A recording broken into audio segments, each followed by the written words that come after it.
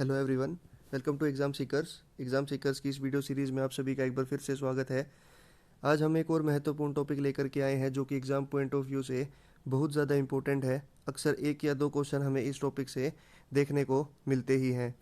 तो शुरू करने से पहले हमने जो पीछे वीडियोस जो भी डाली हैं उसके अंदर हमने कैग के बारे में पढ़ा है, यानी कि controller and auditor general of India, जिनके बारे में आर्टिकल नंबर 148 यानी कि अनुच्छेद में बताया गया है। ये होते हैं भारत के नियंत्रक एवं महालेखा परीक्षक। उसके बाद मैंने जो वीडियो डाली है वो है गवर्नर की ट्रिक्स पे, यानी कि गवर्नर से संबंधित जो भी प्रमुख यानी कि इम्पोर्टेंट आर्टिकल्स बनते हैं उसको हमने एक बहुत ही आसान ट्रिक के माध्यम से कवर करने की कोशिश करवाई है। उसके बाद हमने एक वीडियो डाला था सी के ऊपर, यानी कि चीफ इलेक्शन कमिश्नर। तो ये हमारे जो आर्टिकल नंबर 324 से 329 तक बताए गए हैं उसके बारे में हम लोगों ने कंप्लीट डिटेल में जानकारी प्राप्त की थी, जो कि एग्ज़ाम पॉइंट ऑफ व्यू से बहुत ज़्यादा इम्पोर्टेंट भी है। तो आइए आज हम शुरू करते हैं।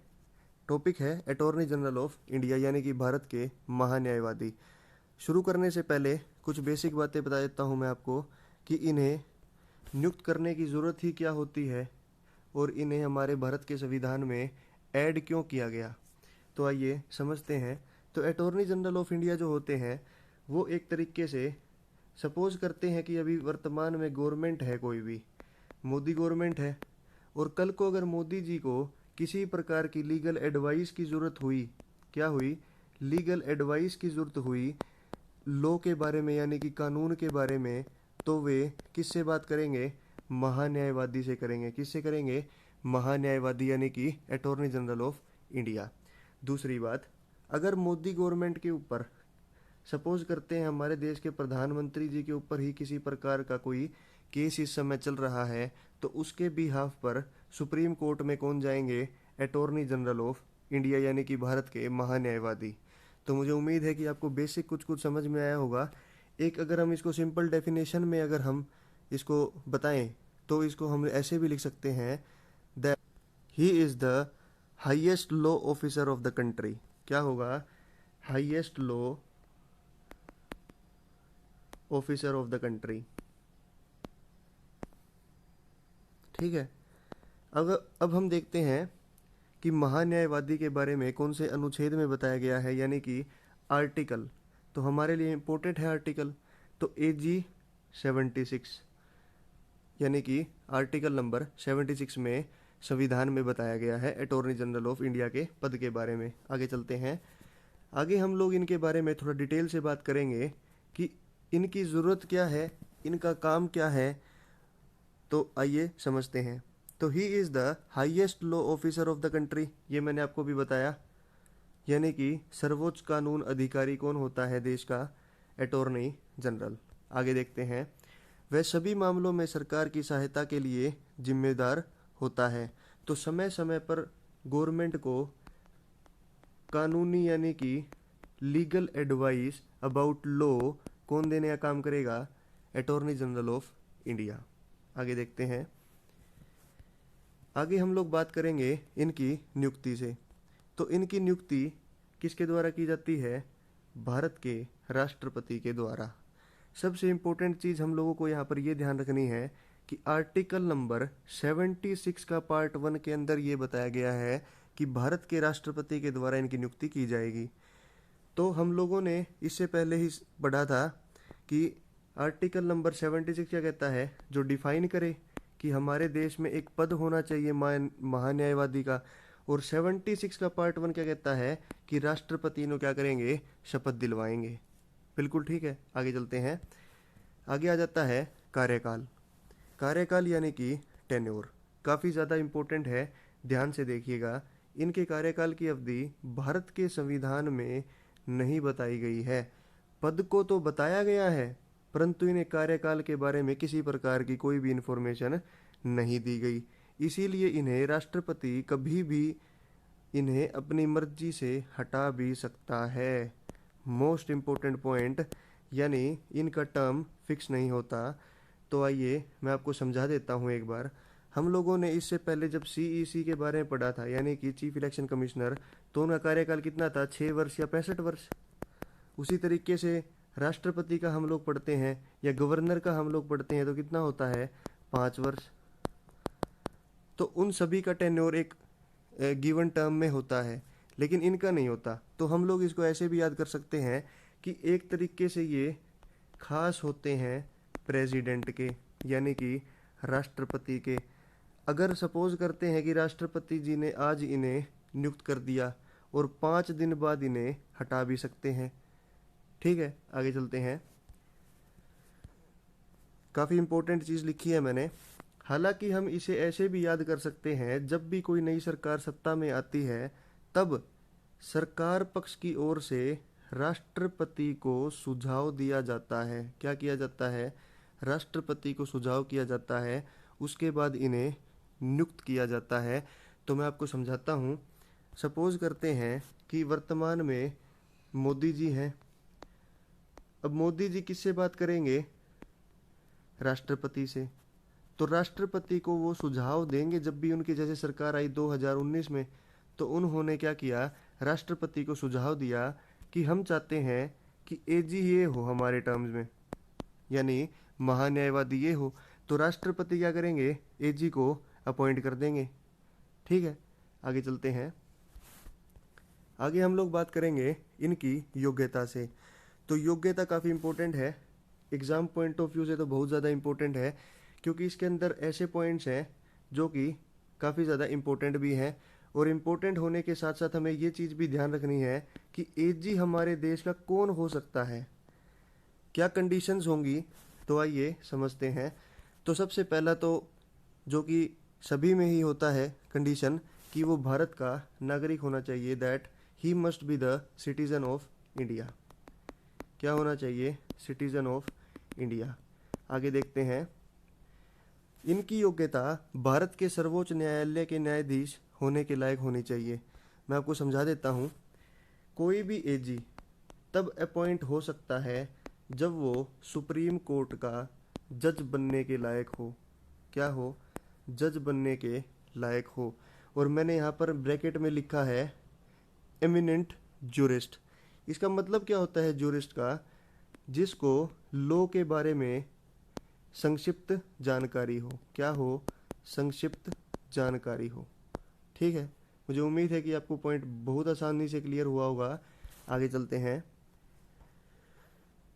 आगे जो इनकी टर्म कहती है वो ये कहती है कि इन्हें या तो वो 10 साल तक किसी भी उच्च न्यायालय यानी कि हाई कोर्ट में क्या हों, एडवोकेट हों या वकील हों, या लगातार 5 वर्ष तक किसी भी उच्च न्यायालय यानी कि हाई कोर्ट में न्यायाधीश के तौर पर कार्यरत हों।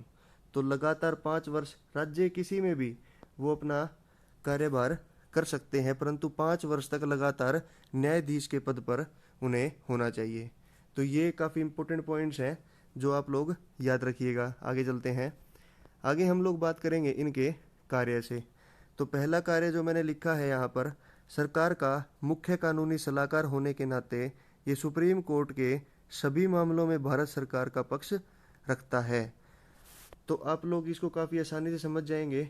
मुख्य कानूनी सलाहकार होने के नाते सुप्रीम कोर्ट के सभी मामलों में भारत सरकार का पक्ष रखता है। तो मैंने आपको बताया था कि सपोज अगर मोदी जी के ऊपर भी कोई केस हो जाता है तो उसे हैंडल करने का काम कौन करेगा, भारत देश का महान्यायवादी। और वो अपना पक्ष हमेशा सरकार के फेवर में ही रखेगा, कभी भी अगेंस्ट में नहीं जाएगा। ये काफ़ी इंपॉर्टेंट है। आगे चलते हैं। आगे है महान्यायवादी संसद के दोनों सदनों, ध्यान से समझिएगा,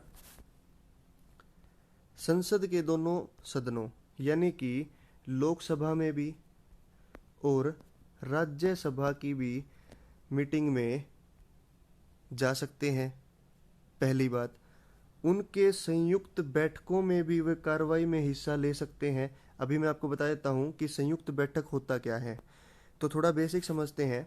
लोकसभा है, राज्यसभा है, कोई बिल आया वो लोकसभा में क्या हो गया, पास हो गया, परंतु राज्यसभा के अंदर उसे पास नहीं होने दिया। ठीक है, एक एक्सेप्शनल है मनी बिल। मनी बिल के बारे में हम लोग एक कंप्लीट वीडियो बनाएंगे जिसके अंदर आपको समझाएंगे कि मनी बिल क्या होता है। आइए समझते हैं। इसके बाद सपोज कि कोई बिल है जो लोकसभा के अंदर तो पास हो गया और राज्यसभा के अंदर पास नहीं हुआ, तो क्या होगा, एक ज्वाइंट सेशन बैठेगा। क्या बैठेगा? ज्वाइंट सेशन, जिसे हिंदी में कहते हैं संयुक्त बैठक। और उसके अंदर चेयरमैन कौन होगा? तो चेयरमैन होगा लोकसभा का स्पीकर, यानी कि अध्यक्ष। ठीक है, तो मुझे उम्मीद है कि आपको समझ में आ गई होगी। और ज्वाइंट सेशन के बारे में हमारे भारत के आर्टिकल नंबर 108 के अंदर बताया गया है। ठीक है, उसके बाद ये लोकसभा में भी जा सकते हैं, राज्यसभा में भी जा सकते हैं। ज्वाइंट सेशन जहाँ पर लोकसभा और राज्यसभा के दोनों मेंबर्स प्रेजेंट होंगे, वहाँ पर भी कार्रवाई में हिस्सा ले सकते हैं। परंतु अगर जब बात आ जाएगी वोट की, तो वो वोट देने का अधिकार उन्हें नहीं है। क्या नहीं है?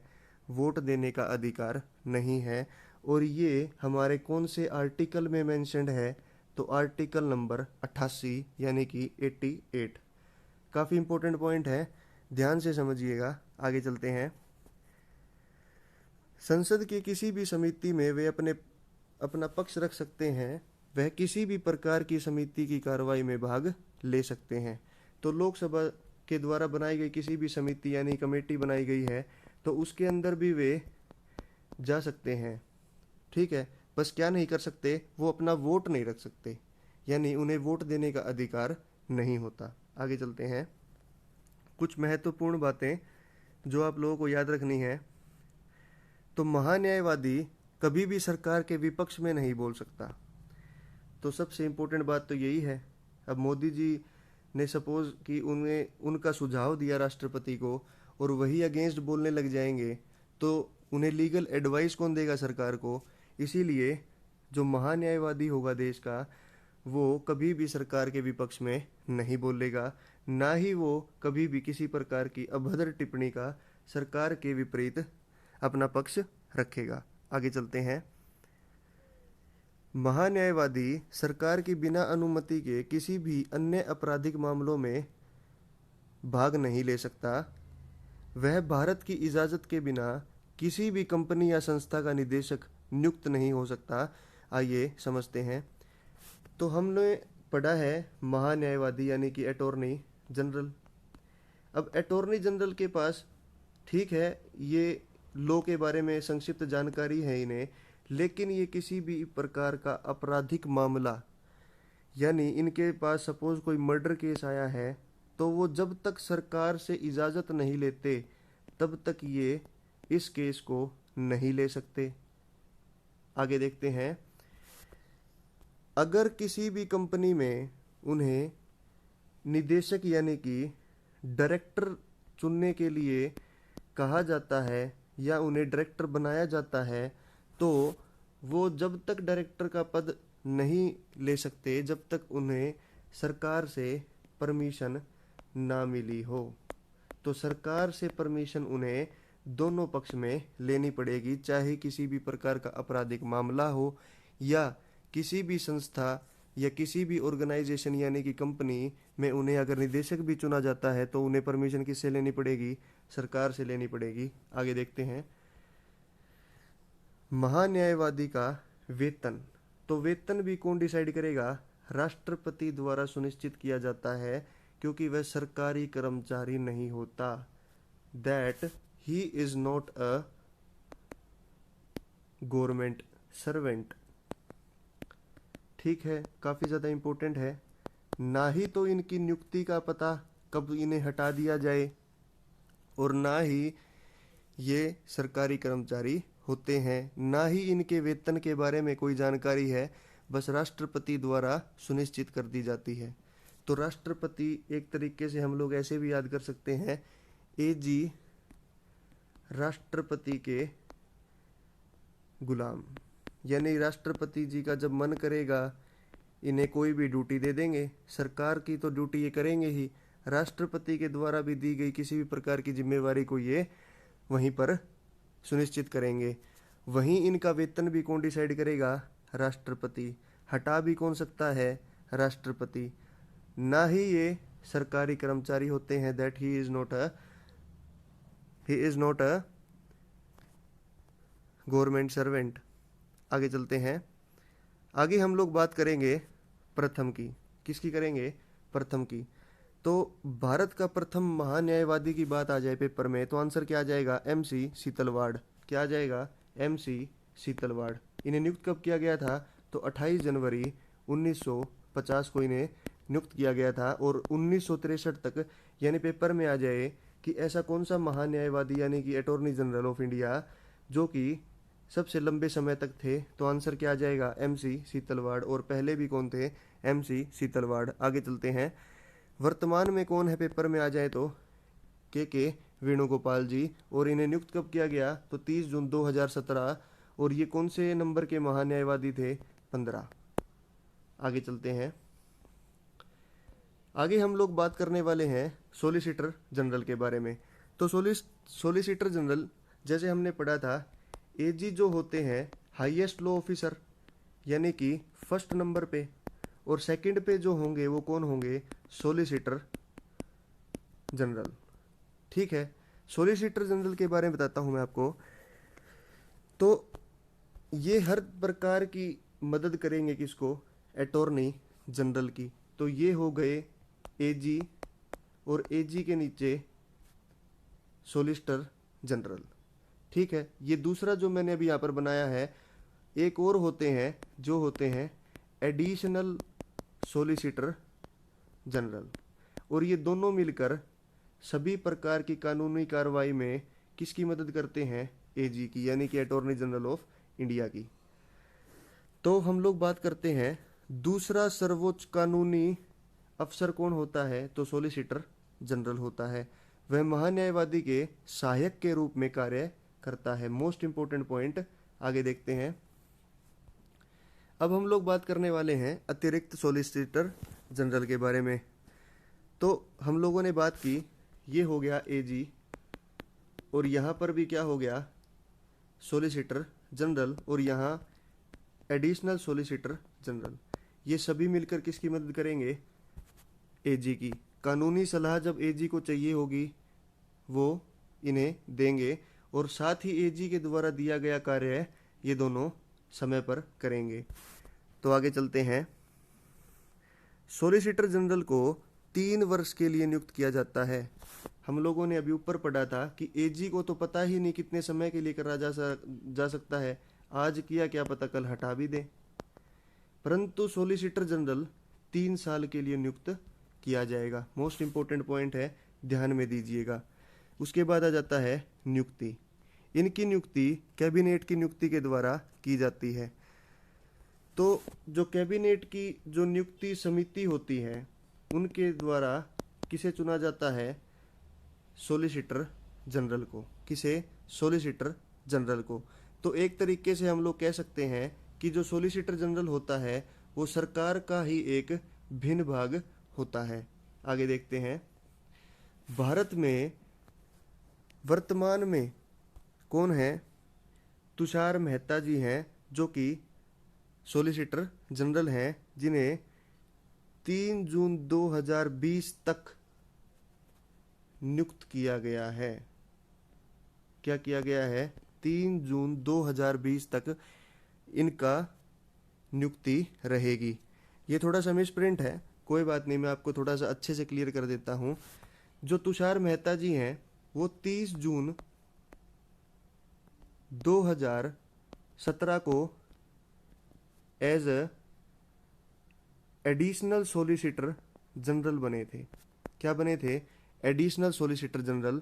उसके बाद सरकार ने जब चुनाव आने वाले थे और चुनावों के समय में 30 जून 2019 को इन्हें क्या बना दिया गया? सॉलिसिटर जनरल बना दिया गया।